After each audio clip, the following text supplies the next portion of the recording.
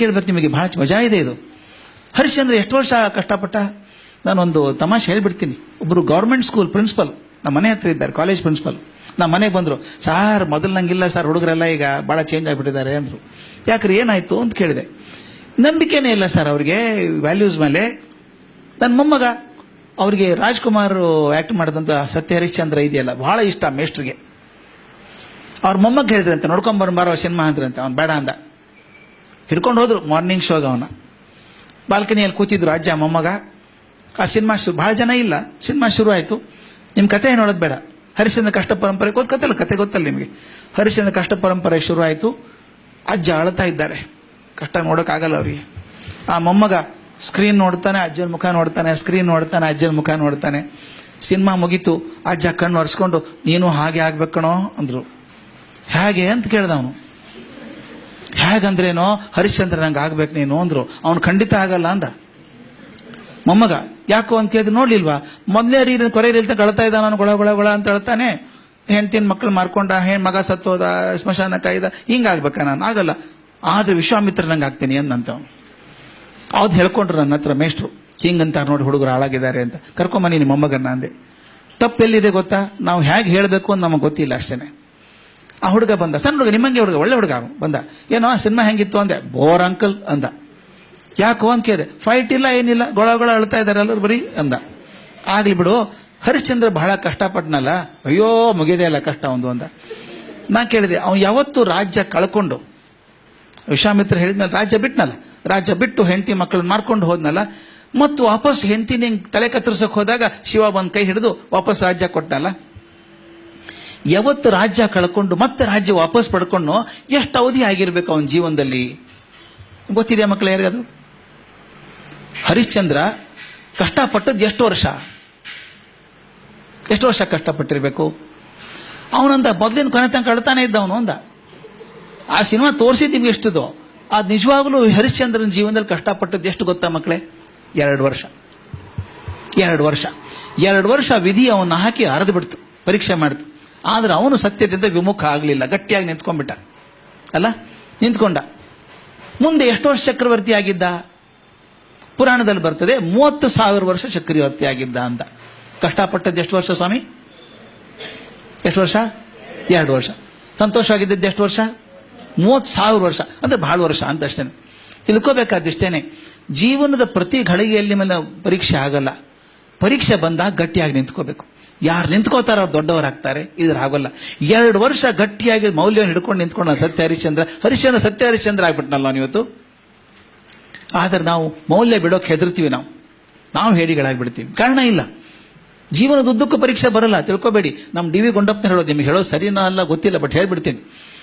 ನಾನು ಒಂದ್ಸಲ ಕೇಳಿದ್ದೆ ಅವರಿಗೆ, ಸರ್ ಒಳ್ಳೆಯವರಿಗೆ ಕಷ್ಟ ಬರ್ತಾವಲ್ಲ ಸರ್, ಯಾಕೆ ಅಲ್ಲ, ಒಳ್ಳೆಯವರಿಗೆ ಕಷ್ಟ ಬರ್ತಾವಲ್ಲ ಯಾಕೆ, ಯಾರಿಗೆ ಬಂತ್ರಿ ಅಂತ ಕೇಳಿದ್ರು. ರಾಮ ಕಷ್ಟಪಡ್ಲಿಲ್ವಾ ಅಂತೆ. ರಾಮ ಏನು ಕಷ್ಟಪಟ್ಟ ಅಂದರು. ಇದೇನು ಸರ್ ಹೊಸದು ಅಂತ ಕೇಳಿದೆ ನಾನು. ಪಾಪ ಲಗ್ನ ಆಗಿ ಇನ್ನೂ ಹೆಂಡತಿ ಮುಖ ಸರಿಯಾಗಿ ನೋಡಿಲ್ಲ, ಕಾಡಿಗೆ ಹೋದ ಪಾಪ. 14 ವರ್ಷ ಕಾಡಿಗೆ ಹೋದ, ವನವಾಸ. DVG ಸ್ವಭಾವ ವಿಚಿತ್ರ. ವನವಾಸಕ್ಕೆ ಹೋದ್ನ ರಾಮ ಅಂತ ಕೇಳಿದ್ರು. ಇನ್ನು ಅವ್ರಿಗೆ ರಾಮಾಯಣ ಹೇಳ್ಬೇಕ ನಾನು? ಅಲ್ಲ ಸರ್ ವನವಾಸಕ್ಕೆ ಹೋಗ್ಲಿಲ್ವಾ ಅಂತ. ಎಲ್ಲಿ ಹೋದ್ರ ವನವಾಸಕ್ಕೆ ಹೋಗ್ಲಿಲ್ಲಲ್ಲ ಅಂದ್ರು. ನನಗೇನೋ ಇದು ಕಾಲು ಎಳಿತಾರೆ ಅಂತ ಗೊತ್ತು ನನಗೆ. ಅಲ್ಲ ಸರ್ ವನವಾಸ ದಶರಥ ಹೇಳ್ದ ಅಂತ ವನವಾಸಕ್ಕೆ ಹೋಗ್ಲಿಲ್ವಾ? ರಾಮ, ಸೀತೆ, ಲಕ್ಷ್ಮಣ 3 ಜನ ಹೋಗ್ಲಿಲ್ವಾ 14 ವರ್ಷ ವನವಾಸಕ್ಕೆ? ಓ ಅದೋ ನೀವು ಹೇಳ್ತಿರೋದು ಅಂದ್ರು. ವನವಾಸ ಅಲ್ವಾ ಅಂದೆ. ಅಯ್ಯೋ ಇಲ್ಲ ಸರ್ ಅವ್ರು ಹೇಳುದು. ಇಲ್ಲ ಮೇಷ್ಟ್ರೆ, it is the longest possible honeymoon in the history ಅಂದ್ರು. Longest possible honeymoon in the history ಅಂತ ಅವ್ರು ಹೇಳಿದ್ರು. ಸಣ್ಣ ಹುಡುಗ ಮದುವೆ ಆಗಿ ಬಂದಿದ್ದಾನೆ, ಕಿರೀಟ ಹಾಕಿ ರಾಜ್ಯವನ್ನು ಕೂಡಿಸಿ ಹೆಂಡತಿ ಮುಖ ನೋಡೋಕ್ಕಾಗ್ತಿತ್ತು ಅವನಿಗೆ. ಆರಾಮಾಗಿ ಹೋದ್ಲಪ್ಪ, ಗಂಡ ಹೆಂಡತಿ ಚಿಂತೆ ಇಲ್ಲ, ಏನಿಲ್ಲ. ಹನಿಮೂನಿಗೆ ಯಾರು ಅಸಿಸ್ಟೆಂಟ್ ಕಳಿಸ್ತಾರೇನ್ರಿ? ಅವ್ರು ಹೇಳಿದ್ದು. ಲಕ್ಷ್ಮಣ ಎಂಥ ಅಸಿಸ್ಟೆಂಟ್, ಅಣ್ಣ ಹೇಳೋದೇ ಬೇಡ, ನೀವು ತಿಳ್ಕೊಂಡ್ಬಿಡ್ತಿದ್ದ ಮೊದಲೇನೆ ಏನೇನು ಬೇಕು ಅಂತ. ಇಂಥ ಅಸಿಸ್ಟೆಂಟ್ 14 ವರ್ಷ. ಅದಕ್ಕೆ ಸೀತೆ ಕೊನೆ ಕೂಡ ತನ್ನ ಕಾಡಲ್ಲಿ ಹೋಗಬೇಕು ಅನಿಸಿತ್ತು, ಆ ಪ್ರೀತಿ. ಅದಕ್ಕೆ ಅವ್ರು ಹೇಳಿದ್ರು, ಕಲ್ಪನೆ ಮಾಡ್ಕೊಳ್ಳಿ ಮೇಷ್ಟ್ರೆ, ಎಷ್ಟು ವರ್ಷ ಕಷ್ಟಪಟ್ಟದ್ದು ರಾಮ ಗೊತ್ತಾ ನಿಮಗೆ ಅಂದರು. ಅವ್ರು ಹೇಳೋದು ಎಷ್ಟು ಚೆನ್ನಾಗಿದೆ. 13 ವರ್ಷ 2 ತಿಂಗಳು ತುಂಬ ಚೆನ್ನಾಗೇ ಇದ್ರು, ಸಂತೋಷವಾಗೇ ಇದ್ರು ಅವರು. ಯಾಕಂದ್ರೆ ಎಂಥ ರಾಕ್ಷಸ ಬಂದ್ರು ಕೊಲ್ಲುವಂತ ಗಂಡ ಇದ್ದಾನೆ, ಮಯುಧನ ಇದ್ದಾನೆ, ಇನ್ನೇನು ಚಿಂತೆ ಸೀತೆಗೆ. ಆರಾಮಾಗಿದ್ದಾರೆ ಅವರು. ಗಿಡ ಮರ ನೋಡ್ಕೊಂಡು ಯಾವ ಜವಾಬ್ದಾರಿ ಸಂತೋಷವಾಗಿದ್ದಾರೆ. 13 ವರ್ಷ 2 ತಿಂಗಳು. 10 ತಿಂಗಳು ಕಷ್ಟಪಟ್ಟು ಸೀತೆಯನ್ನು ಎತ್ಕೊಂಡು ಹೋಗ್ಬಿಟ್ಟ ರಾವಣ. 10 ತಿಂಗಳು ಅಶೋಕವನದಲ್ಲಿ ಇದ್ದು ಕಷ್ಟಪಟ್ಟದ್ದು ಎಷ್ಟು ವರ್ಷ ಮೇಷ್ಟ್ರೆ? ನಮ್ಮ ಕರೀಕ್ಷೆ ಕೇಳಬೇಕು ಅವ್ರು. 10 ತಿಂಗಳಲ್ವಾ? ಆಯ್ತು. ಮುಂದೆ ಬಂದ್ಮೇಲೆ ಎಷ್ಟು ವರ್ಷ ರಾಮ ಚಕ್ರವರ್ತಿ ಆಗಿದ್ದ? 10,000 ವರ್ಷ ಚಕ್ರವರ್ತಿ ಆಗಿದ್ದ. ಕಷ್ಟಪಟ್ಟದ್ದು ಎಷ್ಟು ದಿವಸ? 10 ತಿಂಗಳು. ಚಕ್ರವರ್ತಿ ಆಗಿದ್ದು 10,000 ವರ್ಷ. ಬೇಕು, ಒಳ್ಳೇದಲ್ವಾ? ಅವ್ರ ಥಿಯರಿ ಹೀಗೆ. ನಾವು ಹುಡುಗರಿಗೆ ಏನು ಕಲಿಸ್ಬಿಡ್ತೀವಿ ಅಂದರೆ, ಮೌಲ್ಯ ಹಿಡ್ಕೊಂಡ್ರೆ ಜೀವನ ಪರ್ಯಂತ ಕಷ್ಟನೇ ನಿಮಗೆ. ಇಲ್ಲ, ತಿಳ್ಕೊಬೇಡಿ, ಕಷ್ಟ ಇಲ್ಲ.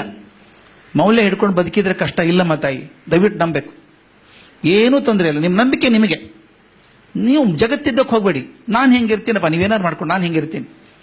ಜಗತ್ತಿದ್ದಕ್ಕೆ ಹೋದ ಮೈ ಕೈ ನೋವಾಗ್ತದೆ. ಜಿಮ್ನೇಷಿಯಂ ರಿಪೇರ್ ಮಾಡೋಕೆ ಹೋಗಬೇಡಿ. ನಿಮ್ಮ ದೇಹ ಗಟ್ಟಿ ಮಾಡ್ಕೊಂಬನ್ನಿ. You understand? You go to gymnasium to make your body strong. Am I right? Then why do you want to change gymnasium? Gymnasium ಇರೋದೇ ಹಾಗೆ ಅದು. ಅದರಿಂದ go and stay to values, stay to your values. And value ಪರೀಕ್ಷೆ ಪ್ರತಿ ಕ್ಷಣನೂ ಬರಲ್ಲ. ಅದು ಯಾವುದೋ ಜೀವನದಲ್ಲ ಗಳಿಗೆಗಳಲ್ಲಿ ಬರ್ತದೆ. ಆ ಉತ್ಕಟ ಕ್ಷಣಗಳಲ್ಲಿ ಸರಿಯಾಗಿ ನಿಲ್ಲೋದಾದರೆ ನೀವು ದೊಡ್ಡವರಾಗ್ಬಿಡ್ತೀರಿ. ಏನೂ ಚಿಂತೆ ಇಲ್ಲ. ಮೌಲ್ಯ ಬಿಟ್ಟು ಬದುಕಿದವ್ರು ಇದುವರೆಗೆ ಹೇಳಿ, ಮೌಲ್ಯ ಬಿಟ್ಟು ಬದುಕಿದವ್ರು ಯಾರಾದರೂ ದೊಡ್ಡವರಾಗಿದ್ದಾರೆ? ಯಾಕೆ ರಾಮನ್ ನೆನೆಸ್ತೀರಿ ನೀವು? ಇದುವರೆಗೆ ಯಾರಾದರೂ ರಾವಣ ಅಂತ ಹೆಸರಿಟ್ಟಿದ್ದಾರೆ ಮಗನಿಗೆ? ದುರ್ಯೋಧನ ಅಂತ ಇಟ್ಟಿದ್ದಾರ? ಒಬ್ಬರು ಇಟ್ಟಿಲ್ಲ ಅಲ್ವಾ? ಅಂದ್ರೆ ಮಕ್ಕಳಿಗೆ ಹೆಸರಿಡಲ್ಲ ಅಂತ ಅವ್ರನ್ನ. ಅವನು ದೊಡ್ಡ ದೊಡ್ಡ ಹೆಸರು, ದೊಡ್ಡ ಹಣ ಬಂತ ನಿಜ. ಅಂದರೆ ಮೌಲ್ಯ ಹಿಡ್ಕೊಂಡು ಬದುಕಿದವ್ರನ್ನ ಸಮಾಜ ಮುಂದೆ ತಲೆತಲಾಂತರ ನೆನೆಸುತ್ತೆ. ಏನೂ ಕಷ್ಟ ಆಗಲ್ಲ. ಗೊತ್ತಾಯ್ತಮ್ಮ?